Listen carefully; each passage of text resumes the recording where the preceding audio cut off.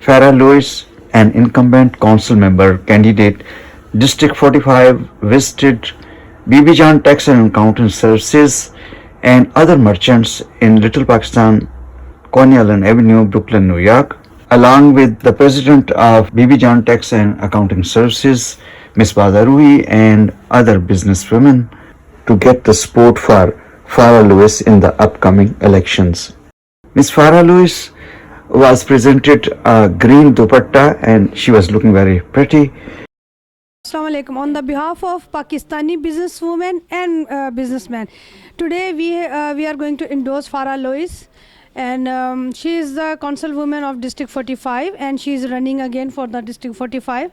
And definitely our support, our Pakistani businessmen, businesswomen, we are supporting to Farah Lois. Yes, right. Thank you so much, Baza. Thank you so much for your support. I fully support the Pakistani women, Pakistani men, Pakistani Merchants Association in my district. They work really hard to ensure that the people in this community have everything that they need, the resources that they need to continue to fight the good fight, especially during this pandemic. If it wasn't for people like Baza and the women in her organizations and the men that are a part of the Pakistani Merchants Association, we wouldn't have been able to get as far as we did. So I appreciate you, Baza, for all your hard work, your diligence, and for always being supportive of me, treating me like a daughter. I appreciate it. And we just look forward to continuing to do the work. There's a Democratic primary on June 22nd. I'm asking for everyone to please make me your number one choice on the ballot. And early voting has started. It's every day up until Sunday, June 20th. Please exercise your right to vote. Whoever you decide to vote for to become the next mayor of New York City will determine what the next 10 years looks like in this city. So we need to ensure that we are fighting and that we're voting for the right leadership in New York City, because it determines if we continue to live here, work here, shop here, and if your kids continue to go to school in this district. So thank you so much, and I look forward to continuing our partnership. Thank you. Our dear viewers, Sarah Lewis, very known to our community, and Sarah, we wish you good luck in this coming up elections. Yes. And what would you do for our community if you are getting the seat? Thank you so much. I'm happy to be here with Kawish TV and opportunity to speak with you all. So I've been funding organizations. I just got in 2019, so I look forward to getting more funding by the new mayor that comes in. But we want to continue to fund organizations in this community. But my goals, my priorities for this district is to ensure that all the children that are going to school right now back in September, that a lot of them regressed because of the pandemic. And being that they were at home, some didn't have Wi-Fi, some didn't log on. We need to prepare our children for the future. So making sure that all our schools have the priorities for the teachers, for the students, making sure the infrastructure of the school is there, more STEM labs in the school, preparing kids for the global economy to make sure that they have laptops and can understand robotics. That's very important for my office. We want to open our first ever women's health center. This district doesn't have that. And we're fighting hard with the federal government to see if they could give us the funding in order to open a women's wellness center. It would be a birthing center. It's an opportunity for women to have services for mental health, an opportunity for women to learn about the different things that they need that they can't get from a regular location. And it's for both women that have insurance and don't have insurance. Not everybody has the right insurance. So it's important for us to provide those services for all women, not one woman, not one kind of woman, all women. Women are the foundation. We are the ones that give birth to the nations.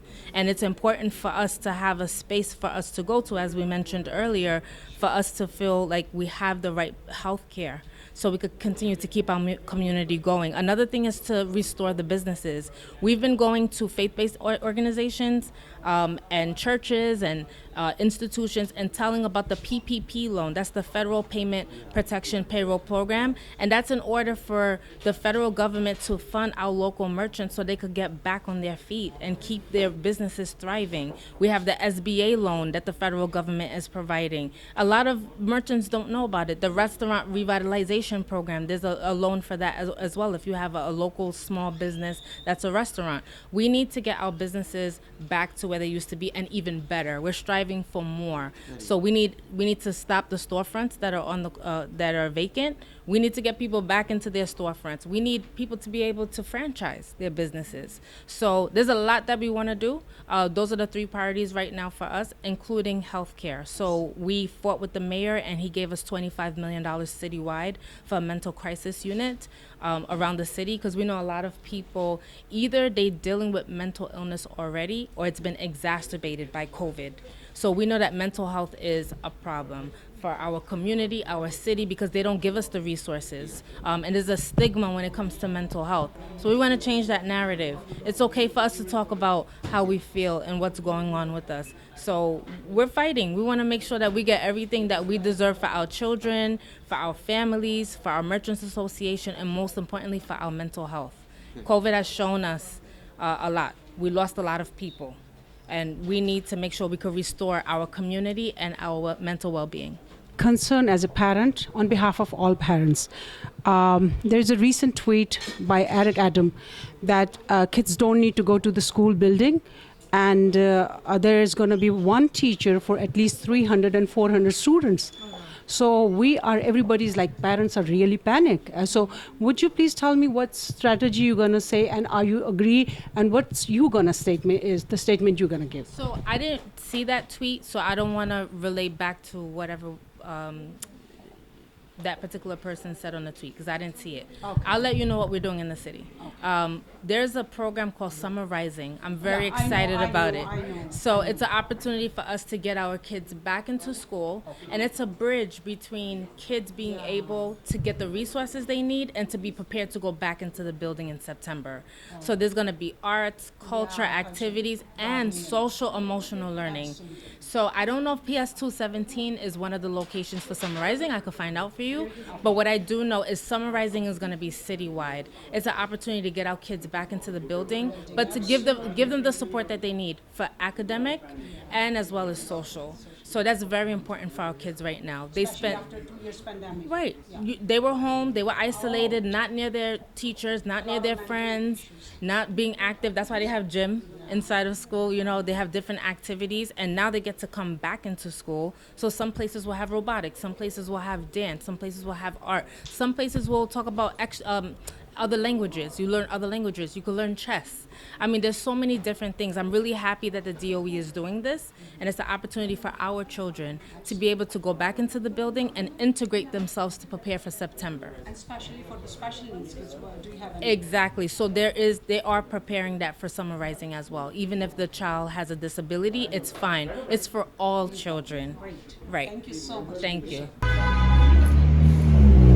So today we are on Coney Island Avenue, and we're visiting the local Merchants Associations along Coney Island Avenue in the 45th Council District, and I'm here with my family today, and we're all coming together to talk to local Merchants Associations and seeing how we could support the Merchants Associations, the Pakistani women, the Pakistani men, and our community, and we look forward to continuing to build our partnership. Great. Great. Thank you. Good luck. And we are. Oh my goodness, look at that.